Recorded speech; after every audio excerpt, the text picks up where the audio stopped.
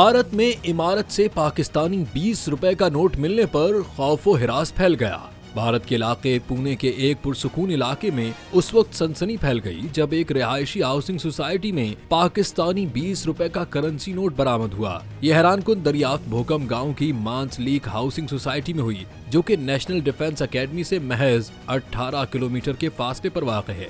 हुआ कुछ यूं कि हाउसिंग सोसाइटी के चेयरमैन सिद्धू यादव को लिफ्ट के करीब एक पाकिस्तानी नोट नजर आया। उन्होंने फौरन दीगर रिहायशियों को आगाह किया और मामले को संजीदगी से लेते हुए बावदन पुलिस स्टेशन से रुजू किया। पुलिस ने फौरी तौर पर तहकीकात का आगाज कर दिया है, लेकिन अभी तक कोई FIR दर्ज नहीं की गई।